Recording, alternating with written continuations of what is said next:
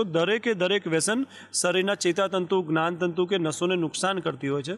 તો અમુક સમયના વ્યસન પછી ધીમે ધીમે જે નસોને નુકસાન થતું હોય છે, જેના કારણે નપુંસકતા આવે છે. સાથે સાથે શારીરિક કન્ડિશન પણ ડિસ્ટર્બ થાય છે. કન્ડિશન છે ફિઝિકલ કન્ડિશન, ગાંજાના કારણે, બ્રાઉન સુગરના કારણે, ચરસના કારણે, નિકોટિનના કારણે. તો ફિઝિકલ જે ડિસ્ટર્બન્સ આવતા હોય છે કે નસો તૂટવી, ખાલી ચડવી, ઝંઝાટી થવી, એટલે નસોમાં જે કમજોરી આવતી હોય છે એ સમયની સાથે નપુંસકતા લાવે છે. અનેક ઘટનાઓ આવી ગુજરાતમાંથી સામે આવી રહી છે, ત્યારે સૌથી મોટો સવાલ નાર્કોટિક્સ કંટ્રોલ બ્યુરો સામે થઈ રહ્યો છે.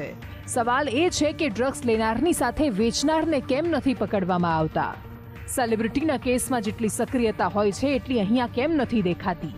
આ કરોડો રૂપિયાનું ડ્રગ્સ કોણ મંગાવે છે ગુજરાતમાં?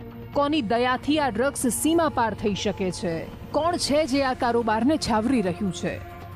ગુજરાતમાં દારૂબંધી છે, પણ એમાં કટકીના કારણે આ ધંધો ચાલે છે એ બધાને ખબર છે. પણ દારૂની જેમ જ આ બધીને પણ થોડા રૂપિયા અને અંગત સ્વાર્થ માટે ફેલાવવા દેતા અધિકારીઓ એ કેમ ભૂલી જાય છે કે આનાથી યુવાધન તો બરબાદ થાય જ છે, પણ આ રૂપિયો સીધો આતંકવાદીઓના હાથમાં જાય છે અને એનાથી દેશ પણ બરબાદ થાય છે. ગુજરાત સુરક્ષિત રસ્તો એટલા માટે જ મનાય છે કેમ કે અહીંયાથી અત્યાર સુધી ડ્રગ્સ દેશ અને દુનિયામાં ઘુસાડાતું અને પહોંચાડાતું આવ્યું છે, અને આ કોઈ નેટવર્ક વગર ચાલી જ ન શકે.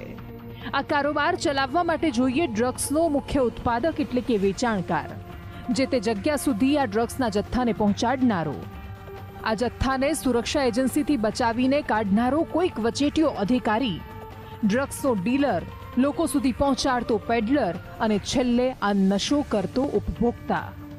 ડ્રગ્સની આ જાળ બિછાવેલી છે, પણ છેલ્લા થોડા સમયથી હજારો કરોડનું ડ્રગ પકડાઈ જવું એક સકારાત્મક સંદેશ પણ છે કે ગુજરાત હવે સુરક્ષિત રસ્તો બની રહેવાના મૂડમાં નથી, પ્રતિકાર કરવા તૈયાર છે.